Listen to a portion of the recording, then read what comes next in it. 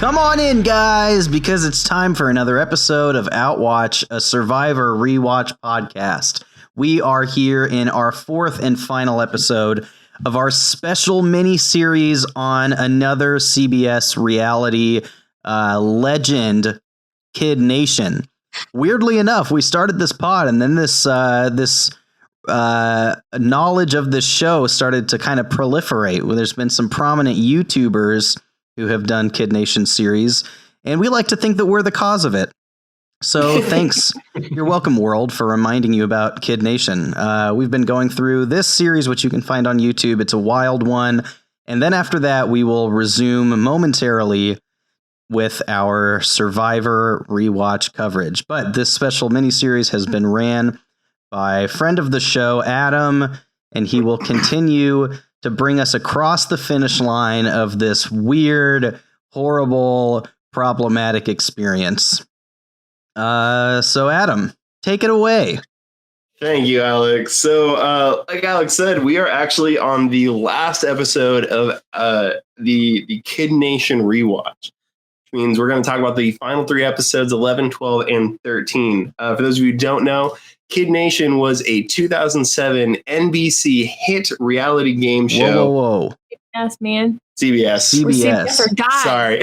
Do not slander NBC. I'm not going to do their NBC like that. Sorry. CBS hit reality game show. Lasted a grand total of 13 episodes, one season. And the premise of the show is that 40 kids are dropped in the middle of Bonanza City, New Mexico, which is a ghost town, but in reality is a movie set. And they're kind of told to survive. But then there are these showdowns. There are these town halls. There is the class structure that is imposed upon them, whereby people are upper merchant, cook, and labor class. And then they're paid depending on how high up that ladder they are. And every week they give away a 2.5 pound gold star worth its weight in gold, $20,000, which at one point I did look up to see how much it was worth today, and I don't remember off the top of my head. Something like 30, almost 30,000. Yeah, it's more, definitely. For sure more. But I am not analyzing this alone because I might go insane if I was. So we're going to introduce you guys to the hosts, my co-hosts. And we're going to start with Emily, who's so excited to go first. And welcome to the pod. Thanks for having me, as always. Yeah. Well, you make me. We live together, so. Yeah. I have no choice. Emily, this is the final episode. What are you most proud of these kids accomplishing in Bonanza? Man, I don't have a good answer for this. That they survived. That nobody got any serious bodily harm. That they managed to make food for themselves. Yeah. Because that first week was really rough. Was rough. Those are some highlights for me. Some good highlights. They really did. I mean, as horrible as this premise was, the kids really did pull together. They managed to make it. Yeah. Jen, welcome to the pod. Thank you. Glad to be here. What are you most proud of these kids for accomplishing at the end of this? Yeah, my first thought was staying alive. Mm-hmm. Then I tried to dig a little deeper and just settled on staying alive. Yeah. I love it. I think that is a noble accomplishment on their part, for sure. Scott, welcome to the pod. Hey, thanks for having me. Of course. What are you most proud of these kids for accomplishing? It's kind of hard to narrow down one thing. But like I would say just like the coming together. So the kids are kind of from all different walks of life and different areas of the country, and the fact that they were able to, right or wrong, should they have even been there, they still kind of made it work. So I think just in general, just maybe not one thing, but there's little bits throughout each episode that kind of, I don't know, it's good to see, and there's some heartwarming stuff. So overall, I'm proud of them for not dying and making it work out. And you've already heard his voice, but Alex, welcome to the pod. Hey, thanks. What are you most proud of these kids? From minute one of this show on our podcast, I sung the praises of Sophia, and I'm going to bookend this pod in the same way. The way that Sophia answered what my call has been for a number of episodes now, and that's to bring some law and order to this town. In this final arc, Sheriff Sophia, we stan. I'm just proud of Sophia, and with her spoilers, winning one of those $50,000 gold stars at the end, well deserved. She really was the glue that held this whole town together. Yeah. And I mean, I'm Adam. I'll introduce myself again. I think I would echo what everyone else has said. They managed to survive. There are a few moments where, hey, I mean, like some kids came through and they were like, let's stop arguing, which was cool, I guess. I want to focus on something positive at the end of this before we dive into the last 3 episodes here, because it will take a dark turn, as this show tends to do. So we are talking about episodes 11, 12, and 13. Episode 11 is titled I Just Like the Recess Part. I subtitled it Michael's 15th birthday because day 34, the last day in that episode, is actually Michael's 15th birthday. Happy birthday, Michael. Yeah, way to go, Michael. You made it. In this episode, the journal suggests that they should learn history because the pioneers didn't learn history back in 18 whatever that the journal's from. They didn't learn history, which I love that premise. They suggest they learn history. The town divvies up in their districts, and they learn the history of Bonanza, which was, I mean, it has to be made up, right? Because it's not a real place.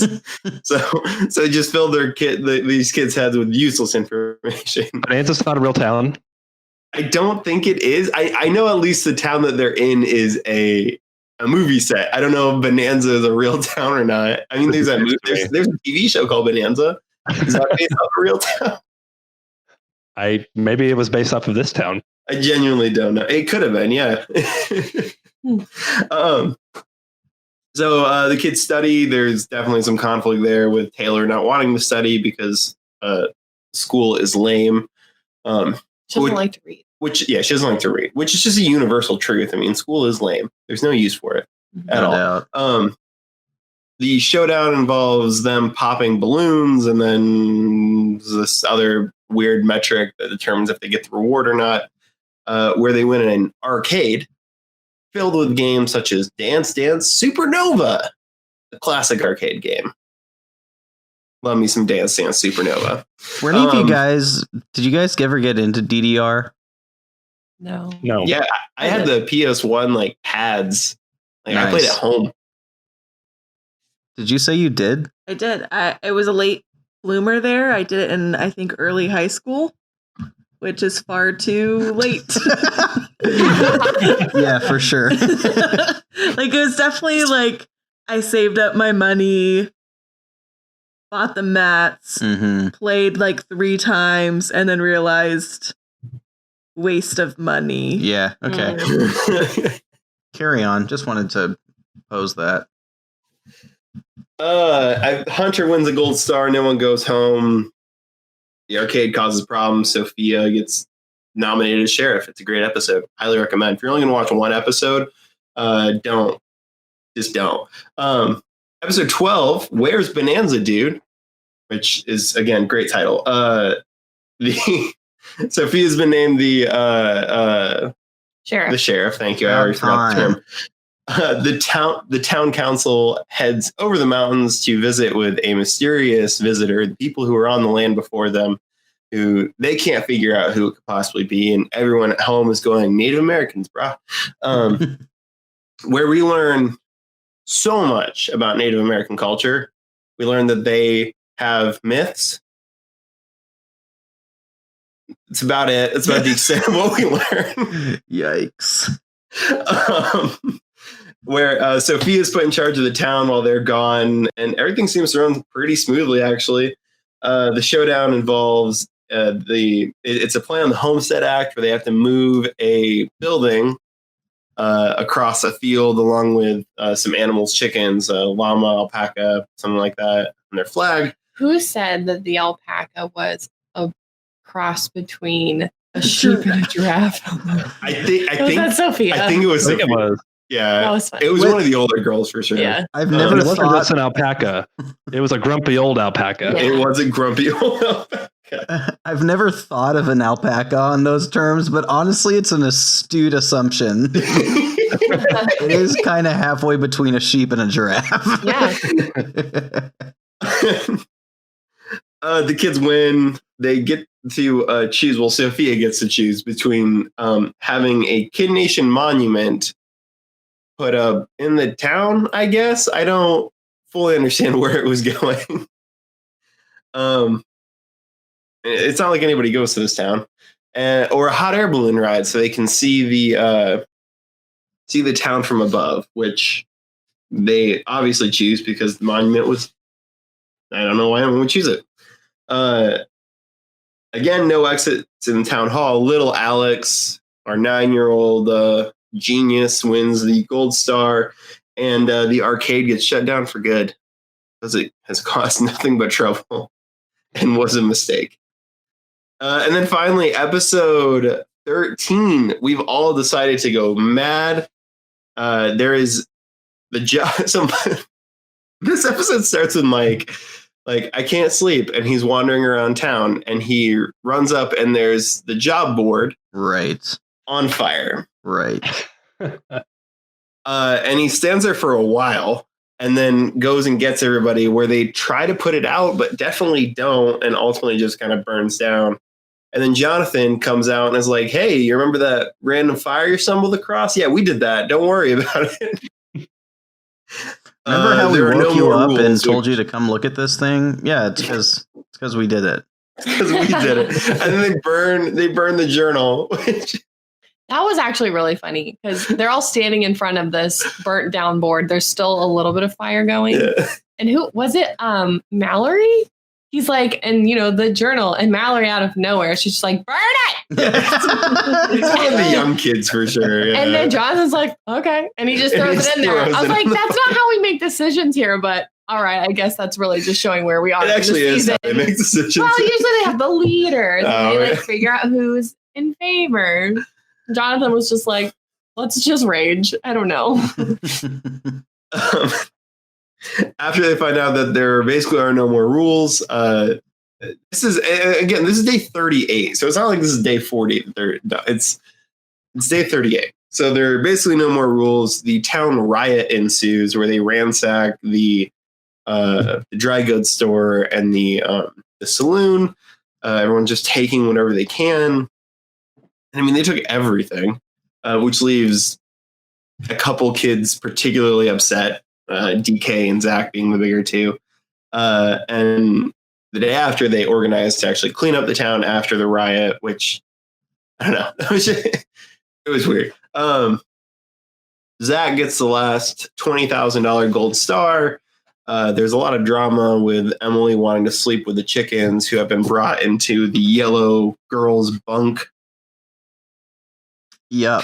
Again, a thing that happened. Mhm.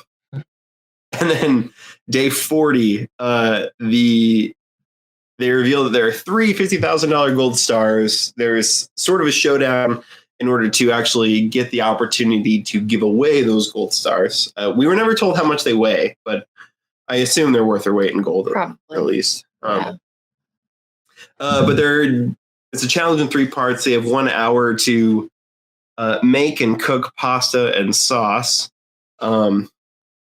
Which, we'll talk about that. Build picnic tables, and then they have to move all the garbage and bury it outside of town. There's a lot to talk about with the pasta situation. Yeah. Yeah, we're sauce. gonna come to that pasta situation. After they successfully do it, the parents come to town, which this is our pseudo parent visit. It's the last day of camp, is what it is. Yeah. When the parents come over the ridge and start walking into town, it feels like if anyone's been to camp, like the last day of camp, but all the parents come in and they see how they've been living and this, that, and the other, except instead of, the kids spending the morning cleaning the campground so it looks nice when the parents show up, nothing happened. The place is a pigsty. Jared at one point teaches his dad how to do a Bonanza bomb, which is an Irish car bomb with soda, and his dad is fine with it. I don't know. And then the town council gives away, they have dinner or lunch or whatever it is. The town council gives away $350,000 gold stars to Sophia, Morgan, and Migle, who really came into her own in these last 3 episodes. And then they go home, tearfully saying goodbye, because they've surely developed Stockholm Syndrome at this point and think it's all natural and okay. It's over, you guys. I can't believe it. I'm just like, it's so sad, because we're never going to see all these people again.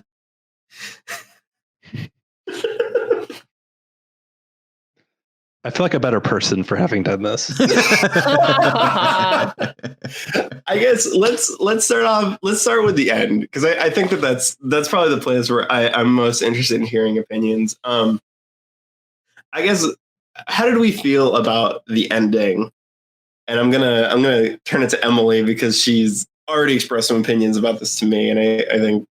Yeah, we've chatted about this. I wonder what you all think, but I just felt like it was very anticlimactic. Like, I don't really know what I expected, but it did feel like 3 people got the bigger gold stars, and then Jonathan was like, okay, so you could, say goodbye. You're never going to see each other again. And then it ended. Yeah. It's just like, obviously it's not a competition and shouldn't be, but would we have just felt weird. better if there was like a big winner? No. Okay. I feel worse. But I think they just had all these like aspirational comments throughout the show of like, kids really can create a town and,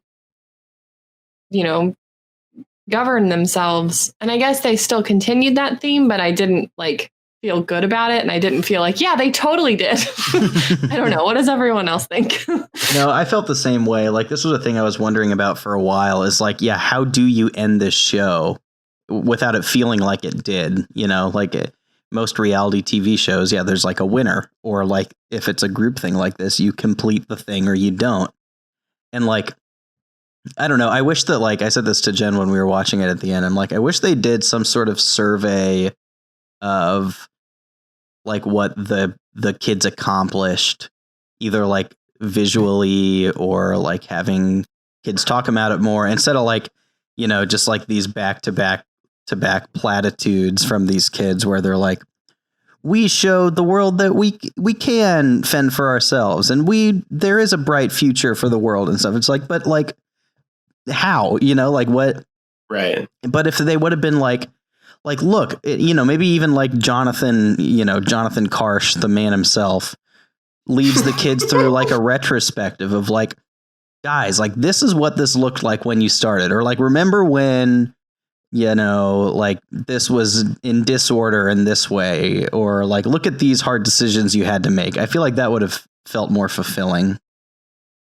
I think this is what was ultimately wrong with the show itself. And I think I kept saying this the whole time, was like, so wait, what's the point of this? And I think, like the ending kind of amplified that there was really no vision, in my opinion. It was, that's where it becomes just more of like a experiment with children, which is why it's so wrong. And I think, like, right or wrong, I'll maybe think about this. I'm just saying this off the cuff, but like, maybe I would have felt differently if there would have been more of an objective for the children to do throughout the time than just it being an experiment. And I think the ending made me feel just as bad as the other 12 episodes or whatever. If that makes sense. I think that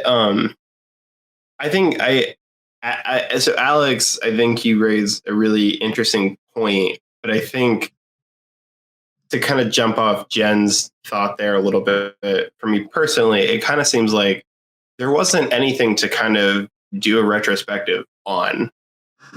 Yeah. Like, the kids didn't do anything themselves, really. Like, the class system was set up by the producers of the show. the kids were like the few decisions they were allowed to make was basically like when the town council found all that money and were allowed to do with it what they want, deal it out to everybody or buy something for the town. That's, beyond that, it's basically just them choosing rewards. And it was always like, here's a super useful thing and here is something that's really not useful at all.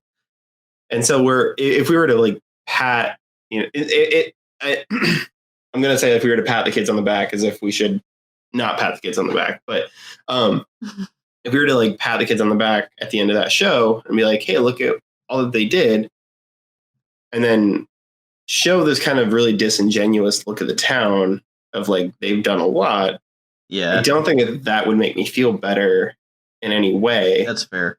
I think it would I think in a lot of ways it would amplify the fact that we just watched 13 episodes of a kid drama where we were led in the direction of, villainizing and making heroes out of these kids with no adult supervision. Yeah.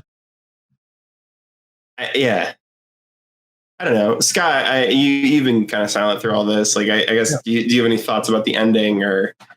Yeah, I basically have nothing really to add to what has already been said, but that was kind of my thoughts. Is like the whole time we're not really building towards anything. Like they showed up, the town is already constructed. Not that you're going to expect a bunch of kids to build a town, but like literally build the town. But and basically, it was like the whole time they just kind of were led through challenges and, outside of doing day-to-day life. Yeah, they weren't forced to do too much hard decisions on their own. So yeah, at the end, it's kind of like, what did we do? And beyond just like survive and get along with each other and, stuff like that.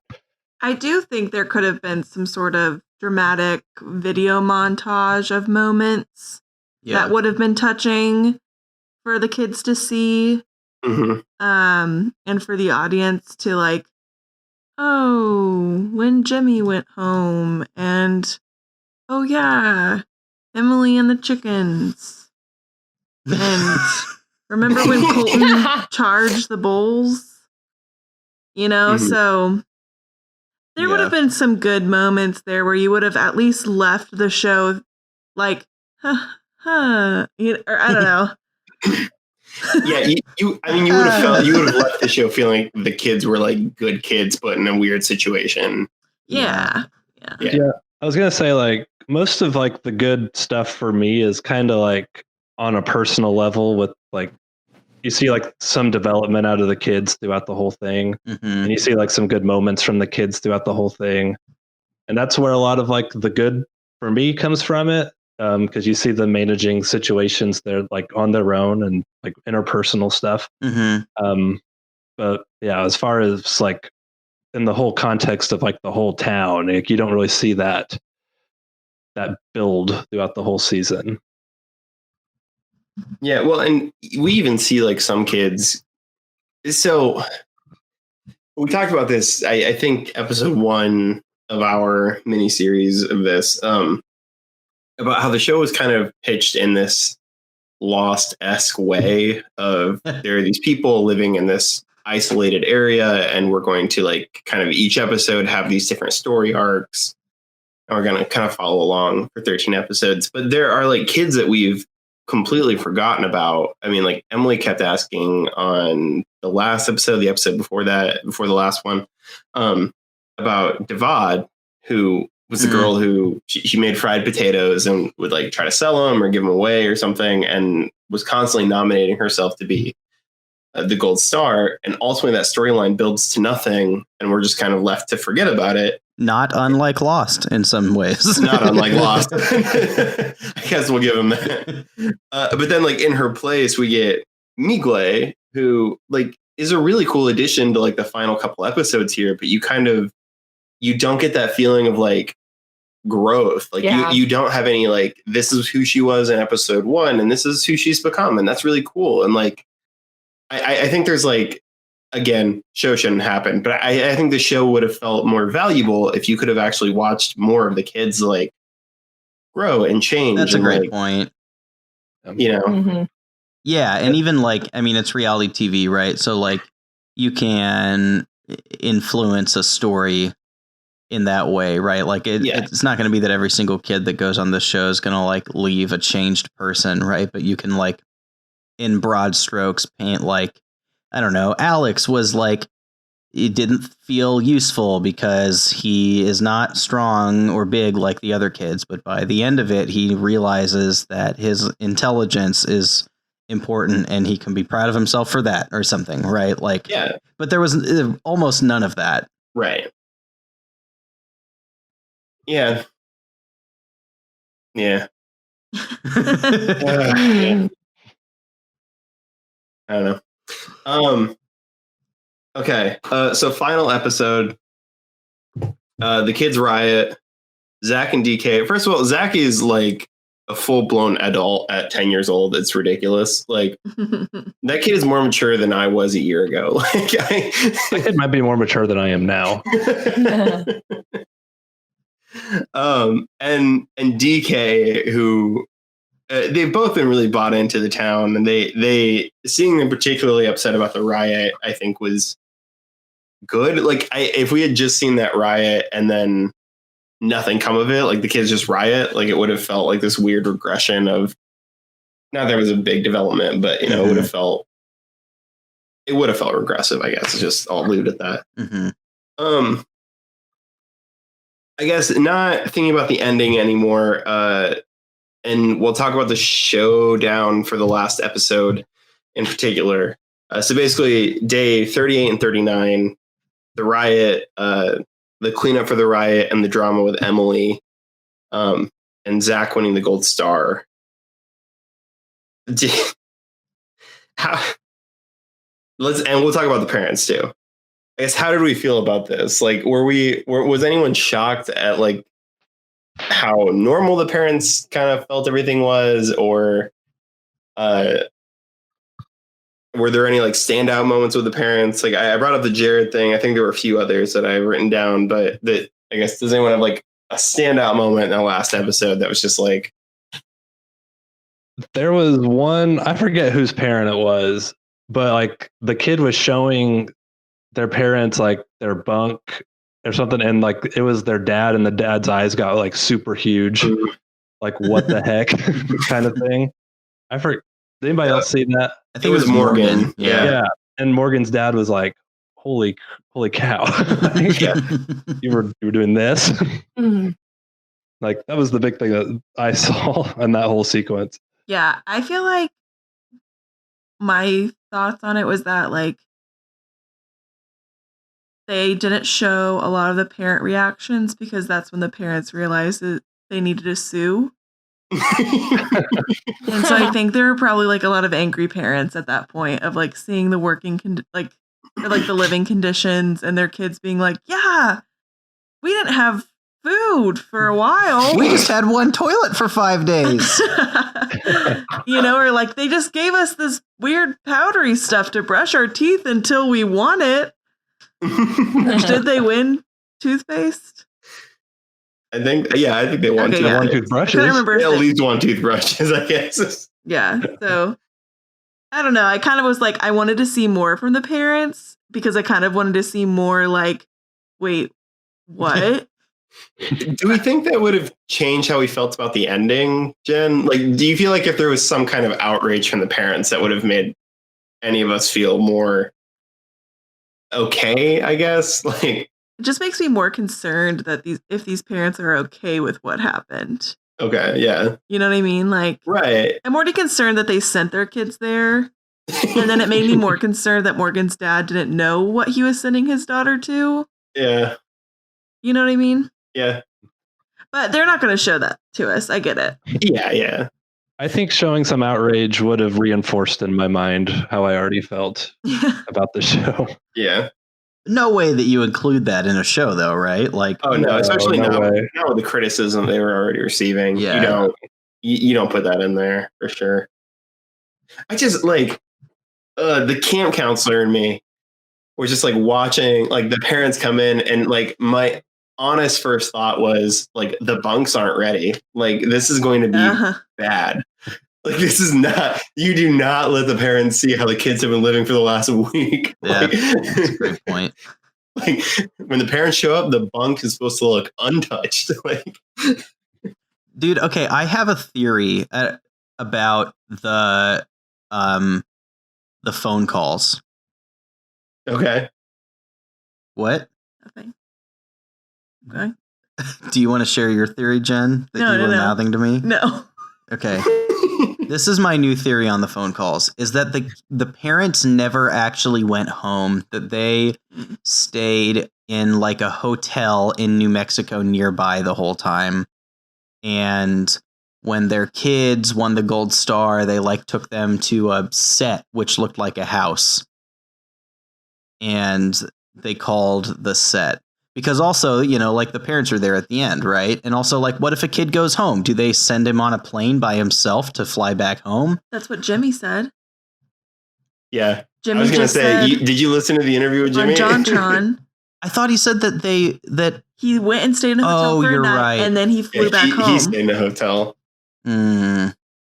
Okay, well, maybe not then. I just can't figure out the telephone call thing. That's I can't figure it out. My theory from the beginning has been that they decided the night before. But even so, or days before. It has to be days before, but even then that's like annoying and stupid that you fly an entire film crew to like, okay, be ready. All right, you're going to Boston. Get there in 24 hours at this Laurel's family's house. I guess that's the question is like, no one who won was calling like a non-major city. Like Indianapolis is like the smallest city I think they got called. Interesting. I don't mean that by like it's the smallest in terms of population, but like it's sprawling. So least major, yeah. Feet to people, kind of, yeah. So it wouldn't surprise me if they could like. I don't know if they could get like the local station, like just like call up the local station, and be like, "Hey, we need you to send a film crew and a producer out to this person." That's an interesting thought. Yeah, I didn't think of that. Like with the local CBS affiliate, yeah, right. And it's offset by a few hours or something to get that organized, or like, or it is chosen the night before. I think so it's that way they can set it up for the next day. But yeah. And if you noticed in this last episode, when they like picked the last $20,000 winner, spur of the moment, they like didn't call home. Yeah. And it was a spur of the moment thing. Yeah, because at no point, like, Zach's was the only one that was like, you're going to pick the winner now. It was, Also, glad Zach got a star. Zach deserved a star. Zach absolutely deserved a star. I agree with that. Okay, I just derailed us majorly. Carry on. Yeah. No, I think I don't know. That's my best guess. My best guess is that they basically just called their CBS affiliate and was like, "Hey, need you to get a film crew over here." How'd you do it, CBS? Yeah, that's a good. Yeah. Get us out of our misery and answer our questions. CBS, come on, Outwatch. Come on, Outwatch. You won't. Can we get Jonathan? We didn't even try to get Jonathan. Dude, no, Jonathan took his bag from this show and disappeared into the night, I'm sure. There's no way he's a public it's not person. true. I was going to say, Adam just looked him up on IMDb. Okay, let's talk about Jonathan. So he has been producing... he's a producer on 15 different shows, including The Hunt for the Trump Tapes, a TV series documentary that's 8 episodes deep right now. Very Superstitious with George Lopez. I'm sure that's a great show. He was a co-executive producer on Catfish, the TV show, which was a great show. Let me tell you, loved Catfish. Dude, remember in 538 when we had like a 3-day span where we just watched all of that? I love that. Harry, if you're listening, we miss you, buddy. Watching trash television is not the same without you. He was. My teen is pregnant, and so am I. I was just about to read that What one. is it? It's called "My Teen is Pregnant, and So Am I." Wow. That sounds like a Jerry Springer. Yeah, straight up.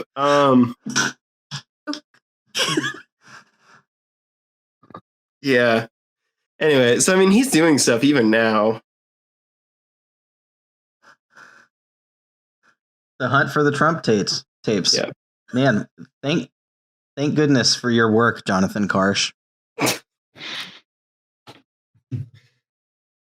worth its weight in gold. Literally. I can't get there. So, can I ask a question? Yes. So, Please. I think I've already asked this, but I just need final clarity. The gold star is just a placeholder for a check, right?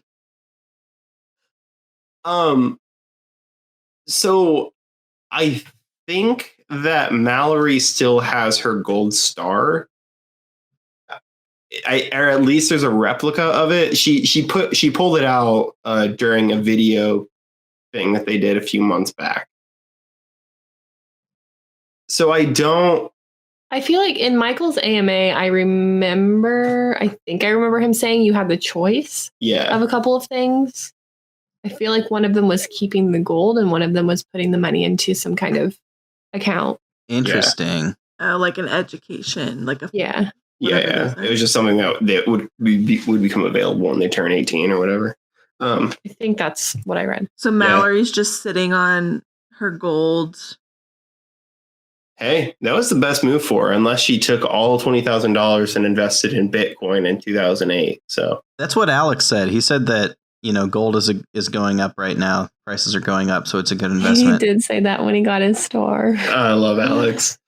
I love how he was basically like, yeah, I don't need money for college because A, I'm wealthy, and B, I'm so smart, I will get a scholarship. So that's what he said, essentially.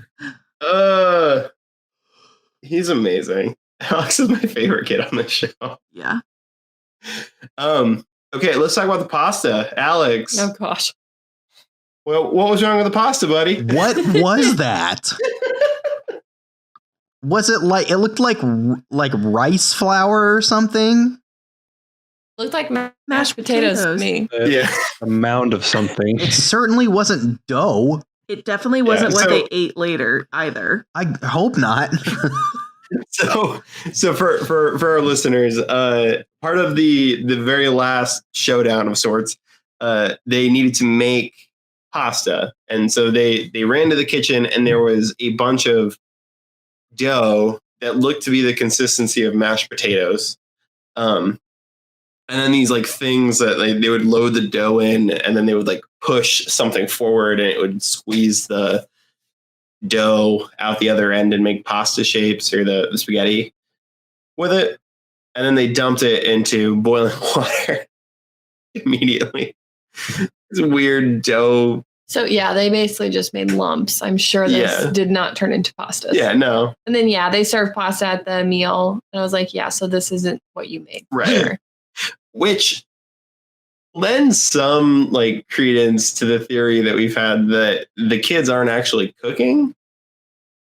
So again, Jimmy's interview with JonTron. Oh yeah. He talks about how most of the time, granted he was there like 4 days, Jimmy quitter, but quitter, that 8-year-old, that for the most part they like did eat what the kids made, but like there would be some times when like there wasn't time to cook for a meal or whatever because they were doing a showdown or something, and they would like give them some food. It sounded like airport or like airplane food. Yeah. Like a mysterious chicken with vegetable. Mysterious chicken. He said too that like Megabed Media's newest podcast, Mysterious Chicken. He said too that they would like make sure that they were hydrated and like give them Gatorade a lot and stuff. Yeah, and Michael in his AMA talked about how some of the like crew would sneak granola bars and things like that. Oh my gosh. Just like freaking Deanne in Survivor of the Amazon sneaking granola bars. Granola bars. Yeah. I think it was Gene actually. Okay. Let's jump to the other episodes in this. So episode 11. Real fast. When we're talking about the spaghetti thing, there was this moment in that sequence where I thought there was going to be something cool that happened where they like kept saying you need piping hot sauce. and they were like, "Oh, thank goodness we chose the microwave. This would have been a lot harder without the microwave." I thought there was going to be a series of challenges then that were like, okay, if you like made the wise choice on these previous things, like this is going to be a lot easier for you now. But there wasn't that. That would have been clever. You're right. I got excited. I was like, oh, this is cool. Like this ties everything back in. And it was like, honestly, just probably a coincidence. Yeah. Yep. That's all. Well, no, I guess they did talk about, Michael talked about how when they were building the picnic tables, that if they had chosen the library, then they could have had a reference. But like Come they have on. a picnic table building reference book in the library. Yeah, I don't think so. Hey, you don't know what they would give those kids. In the library of Bonanza, who knows? I'm sure the Bible lays it out somewhere for the. No, they already have their religious library. True. Just follow the arc and just decrease it a little bit. 40 cubits by 40 cubits. All right. Let's jump over to episode 11. So the first one in these three that we watched. I only like the recess part. We've talked about this ad nauseum, and by this I mean Taylor did I don't mean this to be mean. Let me get to where I'm going. The reason I say we've talked about this ad nauseum, we've talked about Taylor a lot, and primarily we've talked about her in this way of she's being villainized by the show.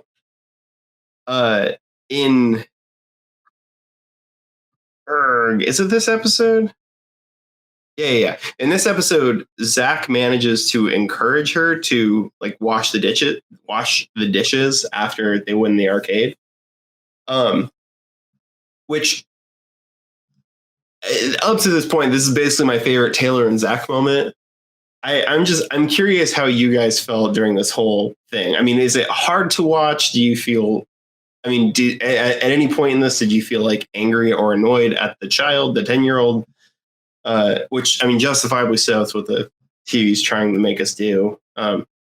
Is Emily, opinions on how Taylor reacted in episode 11? I don't know. I think that she really hated people. She made that clear. She said she really hated people telling her what to do. And she sounded like, from what she was saying, that was like really disrespectful to her. I don't know. Like, I don't know where that's coming from. I don't know if she was just upset that people her age were trying to make her do things and she just didn't want to do them. I have no idea.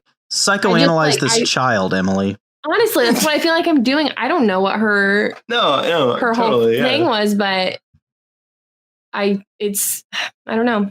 I don't know if it's like something that's just part of who she was as a kid. And like, again, this is something that should be not and we're not explored on TV, right, or if it's not, like, and we're not like casting dispersions on Taylor. Like we're not coming at this saying like Taylor's a bad kid. No. Like, we're not saying that. Like I'm just saying like she kind of was like acting out a bit, and I don't know if it was because of the circumstance. Yeah. So I guess my like follow-up question that is like, if you had to assign a number to this, how much of the way Taylor is acting a result of a producer coming in and saying, hey, just don't listen to him, like just don't bother, versus how Taylor kind of is like at home, where she doesn't necessarily have to do these things, or she may not have as many chores, or she doesn't have like 10-year-olds telling her what to do. Right. She doesn't have 10-year-olds telling her what to do. She doesn't have to cook for 40 kids or wash dishes for 40 kids. Yeah. Like, you know. I don't know. I think about that a lot throughout the show. I'm sure like there has to be someone. It's interesting, actually, not about Taylor, but DK. DK is one who he's just very, very rational and very kind-hearted throughout the whole show. But when he's elected to the council, there is one episode where he's kind of going along with the whole council and he's kind of like yelling at the kids in a way that I have never seen him act in any of the other episodes. And it's weird. And I had to wonder at that point if the producers maybe had something to do with that. Like, yeah, this is the council, just go along with them. And like, he was just very out of character. So I definitely have some suspicions that producers were involved in amping up some of the behaviors that we saw, definitely with Taylor too. Yeah, I'd love to like hear from a participant the answer to that question, like what their involvement was. Again, like referencing this interview that JonTron did with Jimmy. He like talks about how in particular that like shot where Jimmy's like on sitting against like a barn and like crying, and the like the producers like came up and were like, hey, is it like cool if we film? This is great stuff. You hear crying. But yeah, I'd be interested in knowing like how much they kind of egg things on, or if they just like, I don't know. I think with Taylor, it would probably be easy to just cut together shots of her being mean. Whereas I know that we've seen instances in which she's been really kind, when she has worked hard, and when she's cried a lot, she's been very vulnerable. But I think we see a lot more of her acting out. Yeah, I was going to say, I mean, they're recording these kids for, probably 14 hours a day. It's easy to cut together a narrative if you're looking for it. Well, and something that I only thought of after watching the JonTron video with Jimmy is like, Jimmy went onto the show because he thought it was like an acting opportunity. And he thought that he was like going to be able to play this character. And he had this idea of like, he built up his character that he was going to be before he got out there. And so I kind of wonder if like, is it Greg, like the mean older teenager boy? Yeah. Like I wonder if like with some of the older kids or like people who the producers knew wanted to be in the acting scene, if they like, hey, what's your character, and like try to keep them kind of in that a little bit more. I don't know. That was like a thought that I had today of maybe like in those times they would like talk to Taylor and be like, okay, like don't forget your character is the drama beauty like queen. Right. Go. I don't know. Yeah, I mean, that's entirely possible. I don't know if they're that advanced in like such horrific, settings and surroundings and all of that, but I could feel like that would be an easy way to manipulate them into giving them the content that they wanted. Well, and even having the kids come in there with this mindset of like, oh, this is like an acting opportunity, this is whatever. And then they get there and it's not. There's this kind of shock to it, I guess, that I could see a lot of kids having to deal with. It's like, this isn't what I signed up for. Like, I'm supposed to be like acting in this, and I'm like really having to do all this work, and I'm really having to do this, and like, this isn't what I want. No. It could be any number of things. We'll find someone to talk to. They're all talking now. Yeah, they are. All right. The showdown for this episode was the pop quiz. We talked about the history thing at the beginning, or I at least talked about it at the beginning of the episode. They study for the pop quiz, and the showdown involves 3 people from each district with slingshots and like bolts of some kind of ammo. And then Jonathan would ask a question. 3 balloons would pop up with 3 different answers to that question, and the kids had to pop the 2 wrong answers. So, and they were all history based off the history of the town of Bonanza. I will say my favorite moment was when one of the answers on one of the balloons was Ewok, to the question of who were the native people who lived on this land before the white settlers came in. Wasn't how that question was phrased, but what it implied. How do we? And they get to choose between. Oh, sorry. If they have enough ammo left over between all the districts, and they get their reward. And they get to choose between a library or an arcade, and they choose an arcade because they're like, it's the last 8 days. Let's just pick the fun one. Scott, how do we feel about this showdown? I mean, we love analyzing the games. What do we think? Yep. I was thrown off because my first inclination was to say like pop the right answer. That was me, and then I was like, well, then I quickly caught on. I mean, it was fine. I mean, I don't know. It was a trivia game, and I haven't seen a pop balloons challenge yet, so it was cool. So I would bet that on thinking that they should aim for the right answer. Yeah, but I quickly caught on. But I mean, yeah, it was fine. It was good. And I don't know. Like, who among us would have actually picked the library? Would anybody have actually picked the library? No. Yeah, this seems like one of the easiest, like, make the bad choices so far.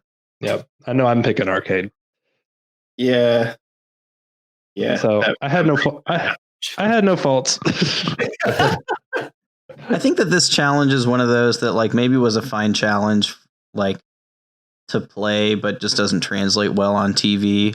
Right. Because it's people doing this, like, precisely the same thing over and over again. It's shooting nuts at a Well, and that was there was a moment even where, like, we only heard the first, like, 3 questions of the. They kind of cycled through them once we got to the end. Yeah, and then they just, like, you stopped hearing the question altogether, and you just saw, like, answers being popped, and they'd be like, "Yellow got it right, green got it right," like that, you know. So it even, like, they just kind of sped through it. Yeah, you kind of wait on Jonathan to be like, pull. I kind of wondered if they, like, I don't know, this, out of all of the challenges, I was most skeptical about because they struggled so hard with, like, some other things that I feel like would require this type of aim and accuracy. And it felt like they got a hang of this, like, much faster. And I just, like, couldn't believe that they were hitting that many balloons that, like, quickly. And so I just was, like, so curious as to how far away they were. If there at any point, like, okay, pause, let's talk through this. This is how you do it. Yeah, well, so this is the thing.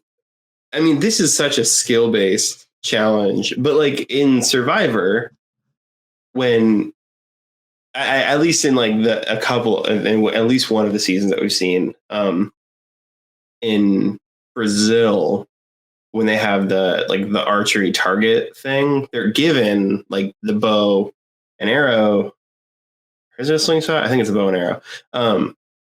To practice with, like, before the competition actually starts. There's this moment of, like, yeah, hey, like, this is going to be kind of skills based, like, practice it. And in this case on Kid Nation, they're given, like, the history book. They're given, like, the answers to the questions, because it almost seems like they're saying, like, oh, the slingshot part isn't going to be the hard part. It's going to be answering these questions, which, yeah, I mean, answering the questions is hard, but also I don't know how they picked up those slingshots so fast. Like, yeah. Well, I mean, the answers are pretty kids obvious. are good at slingshots. Well, it's a total of, like, if you were one of the yellow or red tribe teams districts, you were in for, like, 11 questions total, which isn't a lot. Like, that's not a lot of questions. So I feel like there had to have been a point where My conspiracy theory, jumping off of Jen's comment, is that they paused the game. Yeah. Taught them how to use slingshots. I liked it. I thought it was. I mean, it doesn't translate to great TV, but from a competition standpoint, I thought it was kind of cool. And I mean, Sky. I mean, everyone agrees they would pick the arcade, which I mean causes so many problems in episode 12. On the surface, it was a good choice. Yeah. Yeah. So at the end of episode 11, all the kids are trying. They're trying to get to the arcade as fast as possible. They're not doing anything that they need to do. I think Sophia wakes up and no one is cooking breakfast, and Blaine is in. The yellow team is the cooks, which is why I bring up Blaine, the council leader for them. He's in there playing in the arcade, playing pool. And when Sophia tells him that he needs to get into the kitchen, he says, "Hang on, I have money on this game." Cool thing, dog. 2 buffalo nickels. Yeah. Hey, I have a question. Yeah. Who is your Kid Nation bookie? It's got to be Alex, right? Yeah, I think so. Maybe Alex Jared. or Jared. I was going to say Jared. So, I mean, all the problems that are caused by it, the town decides they're going to padlock the arcade, and then when all the jobs are done, Sophia will open it, making Sophia the town sheriff. Episode 12, because Sophia has been nominated the town sheriff, she's put in charge when the town council goes and meets with the Native American tribes. And things go really smoothly. How did we feel about the Native American encounter? I think we all know how we feel about it, and there's no need to talk about it anymore. Okay. It was bad. It was reductive. Yeah. I questioned the timing of it. I question the timing. I think they slept there. They did. No, they slept overnight. Yeah. And then they get back to camp, and like Greg's like, "Yeah, some of these Indians told us the blah blah blah." Like, bro. Yeah. Well, like they're teaching them all these like leadership lessons and stuff, and it's like they got like 2 days left in camp. Right. Well, that was like my big concern. That was like my big complaint with it. Oh, there was this moment. I forget what it was. I think one of the one of the Native American individuals said something along the lines of like, doing the good thing isn't usually easy. It's usually harder, but it's better that you lead by example. You like do the hard thing to do the right thing. And then Greg's like, yeah, like what goes around comes around. Yeah. It's like, no, that's not what he said. Not what he said at all. But good try. The guy was just like, yeah. Yeah. Totally, kid. Yeah. So this is, I think the reason that this encounter happened so late in the game is because CBS wanted to frame the show as, look, we should be investing in our youth. And having this moment of like, yeah, this is how you like help set up kids for success. Like that's why it happens here. It happens at the absolute end of the series because they're trying to change the narrative about what the show's about. Interesting. It doesn't work. I mean, it sucks. No. Like the whole encounter was awful. It just, yeah. Do you think bad. In 2002 or whenever this was? 2007. I wish it was 2002. No, there's a legit moment where I was like, was this before 9/11? I was like, no, this was well after 9/11. Oh, shoot. Never mind. I take my question away.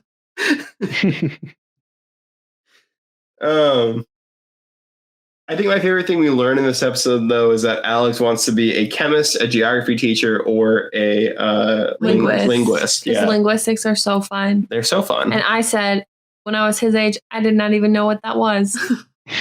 Yeah. I guess, and I mean, do we have any comments about the Sophia in charge? Were there any moments that stood out to us, or we feel okay moving on from that? Yeah, Sophia, we said this already. Sophia basically like is what the leaders ought to be.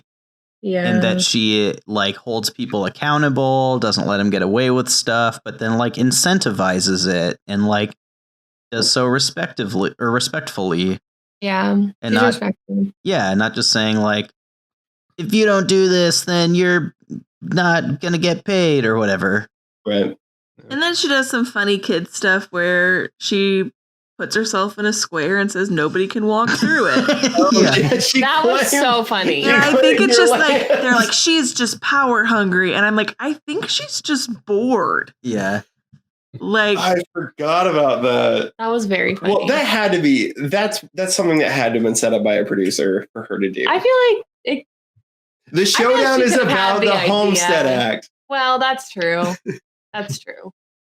Well, and she like one time, was this Sophia that like danced for money? Yeah. Sophia's dance for money. She laid in the middle of town at one point until all the other kids did and then walked away. I just think she's about put money in the bottom of a pot that was filled with like oatmeal and rotten food. Yeah. And told them to have at it. I guess if any kid is going to think of like claiming land in the center of town, it is Sophia. It was so funny though, because she was just like, I'm just going to see what happens. It doesn't matter. It doesn't matter. But the second she did that, all of the kids flipped. Yeah. They were like, well, what if I need to walk through it? Like, you're just riling up 40 feet of land on either side. Yeah. Sophia. By the way, I looked her up at the end of one of these episodes. She is like all over the place. She went, I don't remember her undergrad, but she was like a Shakespearean player or something crazy. She was like in a jazz band. She played a bassoon. She was in a French improv troupe, I think. Yeah. She studied abroad. She went to the Sorbonne in Paris. Like, and she's going to law school. She's potentially in law school right now. Like, she definitely... She's a Huffington Post contributor. Yeah, she's contributed to the Huffington Post. She definitely took those gold stars and shot for the moon. Yeah, Sophia might be the smartest person on this show. Like, we give Alex a lot of credit, but holy cow. Sophia's incredible. She's very accomplished. Sophia is incredibly accomplished. All of that plays. Yeah. Side note, stuff. But yeah. The showdown, the Homestead Axe showdown. Like I said at the beginning, kids had to carry a house. The four walls came down and the roof came off. Carried it across a field, a ravine, a gorge. I don't know, whatever the heck Jonathan said. Then they had to rebuild the house and then bring their chicken and alpaca over, and then their flag. And that's how they decided the showdown that week. Mallory has one of my favorite quotes, I think, on the series at this point. And she says, personally, I think 9-year-olds rock. That was rule. She said everything rules. Oh, I wrote rock. It might be rule. It's rule. Rule feels better. I think it's rock, though, because I wrote it down. So. All right. Well, you know. It could be rule. I don't know. Either way, the sentiment is there. How do we feel about the challenge and the choice between the monument and the hot air balloon ride? Also, Jonathan has stopped doing his quippy little like this or this like thing. He stopped doing it, and it's really upset me because it was my favorite part of the show. Alex, Jen, you guys want to talk about the challenge? How do we feel about it? Was it a good challenge? Bad challenge? This challenge reinforced my theory that there actually is no time involved in the challenges. And that they just put time at the end. And because if you notice, he like is like 10 seconds or 2 minutes. It's clearly been longer than 2 minutes. And then they put the house together. They all look at Jonathan and he says, and you got it. Like, yeah. You know, like it's just this like too staged. Yeah, because at the end they had like 2 minutes to like get an alpaca, some other stuff, and a flag across the finish line. Yeah, And I foresee that taking a bunch of 9 and 10-year-olds longer than. I mean, those poor 2 kids were minutes. little. The yellow team, right? Or Yeah. That doesn't even. It's a grumpy old alpaca at that.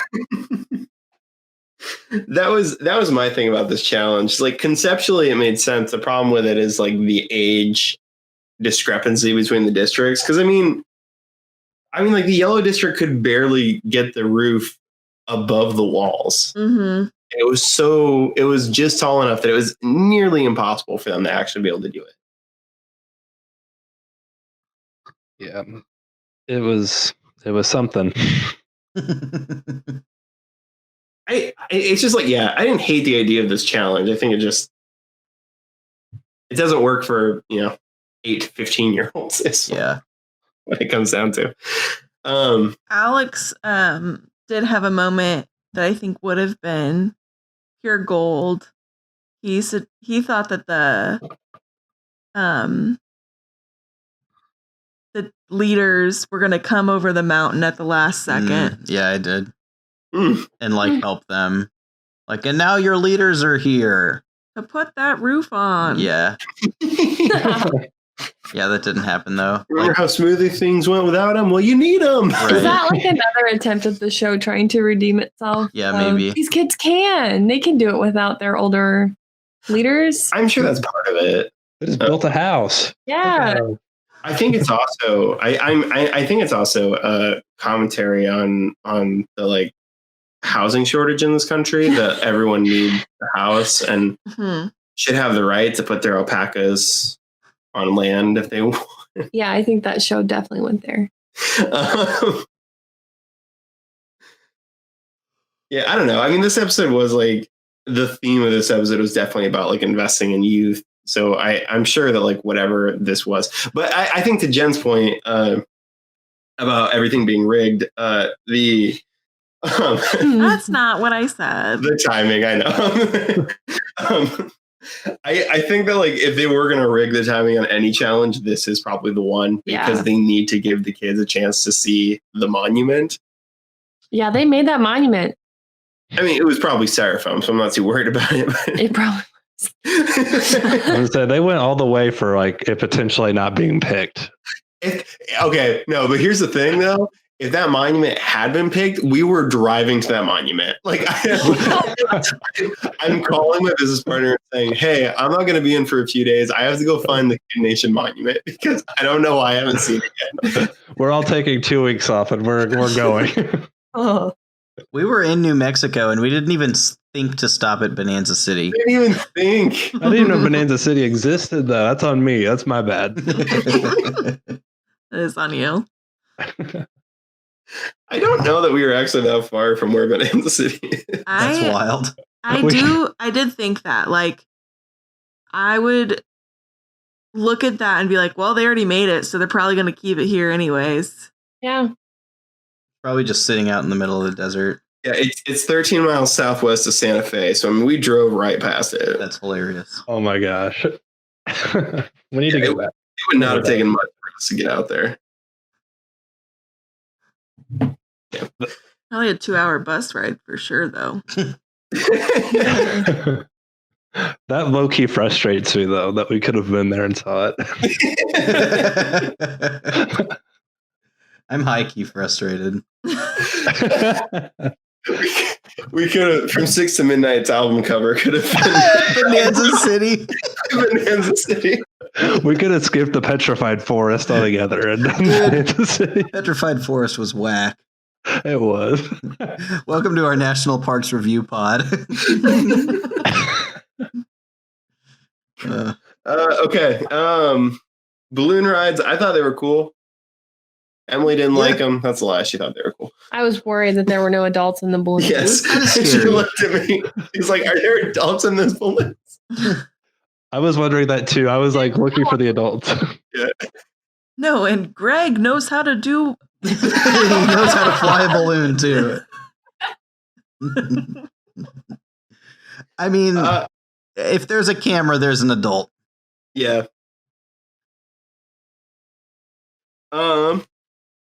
I think we can move on from that. The the arcade gets shut down for good at the end of this episode because it's awful, and just ruining their system. And then we're up to episode 13, which we've talked about extensively. So I don't think we need to go into it anymore. There's one more thing I will say, and that is Taylor had a quote where she said, "I believe the ugly chicken should die." Yes. She We did didn't talk say about that. that, and we just need to acknowledge that was put into the world, and that we're not sure that Taylor actually said it or if a producer put it in That the. felt like it was from the heart. It did. So she has actually commented on this line. She has? She said that it was something that was sort of cut together. Okay. No, it wasn't. It was a continuous shot. Hear me out. She said twice. Count it twice. Hear me out. Chickens needed makeup. This is Taylor's account of a horrible thing she said as an adult, or that she said as a kid. Like that's just said. Okay, so she said it was kind of pieced together, but not in the way that like they took different parts and put it together, and that they were having a conversation, and a producer asked her if she was okay killing the ugly chickens or something like that. And she responded with, "I think it's okay for the ugly chickens to die," or something along those lines. That was then cut into, "I think the ugly chicken should die." It doesn't change the sentiment, which makes the defense hilarious to me because it doesn't change what you said or meant. Yeah, I think she tried to turn that around for good. Right. But she, as I said 5 minutes ago, she said that the ugly chickens needed chicken makeup. Yeah. That wasn't cut together, Taylor. No. Deal with it. Oh, okay. Is there anything else that's standing out to anybody that we haven't covered? We feel good. I don't know if we felt good this whole time. Not that we felt good. Oh, episode 11, Jonathan didn't even ask if anybody wanted to leave. I thought that was of note. I didn't put it in the show. No. But if that's it, I have one more question here on our sign-off. And the question is, if you were on the town council giving a $50,000 gold star to someone who did not receive a $50,000 gold star, so not Sophia Morgan or Migle, who do you think is deserving of the $50,000 gold star? Yeah. Emily is pointing at herself, saying that she wants to get. No! I said, don't start with me. I need to think. Who wants to chime in? Yeah, I mean, I don't want to call on you and put you on the spot. If anybody has an answer, please put it out into the world. One of my muses, I'll go as far to say, throughout this whole season has been Jared. Jared deserves one of those $50,000 gold stars. My muse. Jared had one of the best jokes of all time in this run when they took the bone out of the ditch, a pelvis bone, and he says pelvis has left the building. That is next level stuff. It took me a second to realize oh wait, pelvis rhymes with Elvis, and that's the joke. Also, Jared, why don't we have teleportation yet? Yeah, you promised us teleportation technology. We do have teleportation. We just don't have it on a scale that can. Yeah, on a subatomic level. I have an answer to that. Okay. It's because they did not give Jared a $20,000. Thank you. They did not invest in him doing that. So my gold star goes to Jared, hands down. I hope this makes up for whatever terrible thing happened to you 3 years ago. Do you guys remember this? This was in the Jawtron episode 2, where he's like, "This is the worst day I've had in 3 years." Yeah. What happened to you 3 years ago? Anyway, Jared gets my gold star. You all know how much I love and adore One Tooth Alex. And so, yeah, I would give it to him just because I really believe in him. I know he doesn't need the money, but I feel like he has such a good heart. Mm. that he would do something, just incredible with that 50,000. And if not just for his like, braces that he probably needs. Poor kid. I just worry about his other teeth. Okay, that's it. Love you, Alex. I do have an answer. It's Anjay. I wanted Anjay to get one too. Yeah, I did too. He worked really hard. He took his job very seriously as a council leader, and he got so much flack from his team. They were honestly bullying him. Yeah, they were just hateful. In fairness, he did suggest blowing up the garbage one time. Listen, you got to be creative. It's very stinky. So I think he really stuck with it, and he deserved a gold star. It's very stinky. I'm gonna clip that.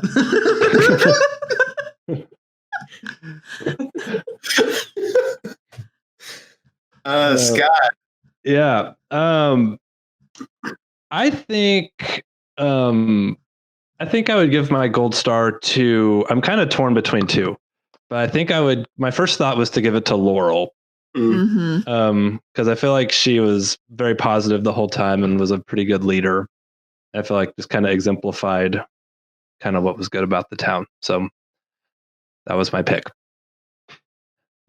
Yeah. So, who was the other person you were torn between? Hunter, the kid whose dad had lost their job. I feel like he was like a really good kid. He was. So if I was going to give 50K to somebody, or at least a gold star worth that, it would probably be one of those two. Yeah. I was gonna say Laurel if she wasn't mentioned. I think that was a really good pick. I like all the picks. I think I actually would want to give my $50,000 gold star to Guylan.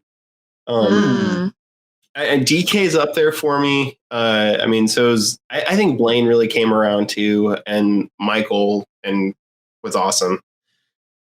Greg was there. But Guylan, I think really, he stepped out of his comfort zone. He found out what it meant to be a leader and did the absolute best that he could. And continued working and engaging people. I think Guylan he was a great representation of an 11-year-old in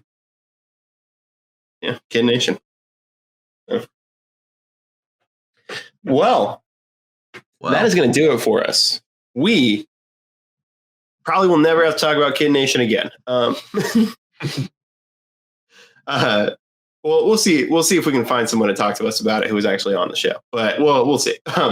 So this is going to be it for the Kid Nation minicast. Come follow our feed, and we'll get back to Survivor here in a little while. I don't know how long. Alex is in front of Survivor. So I'm going to kick it back over to Alex, and he can end the episode. Deal with it. Thank you, Adam, for running the special mini-series. It's been a joy. Maybe one or two special Kid Island episodes. Not Kid Island, Kid Nation. That's the next one. Yeah. Jeff, in a weird twist at the season 40 finale, did say that they were lowering the application age to 16. So maybe that'll be the next actual Survivor twist, is Survivor Kid Island. Yikes. Yikes, indeed. The overwhelming response is bad idea, dude. Anyway, thanks for listening. Make sure you subscribe to this feed on wherever you get your podcasts. And also, we have a YouTube channel. We've mentioned this a few times. Go to Megabed Media. If you didn't know, Outwatch is proudly a part of the Megabed Media podcast network. And subscribe to the Megabed Media YouTube channel for uploads there, if that's how you prefer to take in your content. And also, special thing coming up to the Megabed Media YouTube channel will be a video recording of a special Survivor-like game that I ran recently called Quarantine Island. So make sure you sub to that page to check that out. It was a lot of fun. yeah, stay tuned for what's coming next. When we hop back into Survivor, we will be taking on Survivor Millennials versus Gen X, one of the best seasons of the 30s, one that's near and dear to my heart. And I'm excited for us to jump back into the world of Survivor. Thank you for watching. Next time on Outwatch will be something. Stay tuned.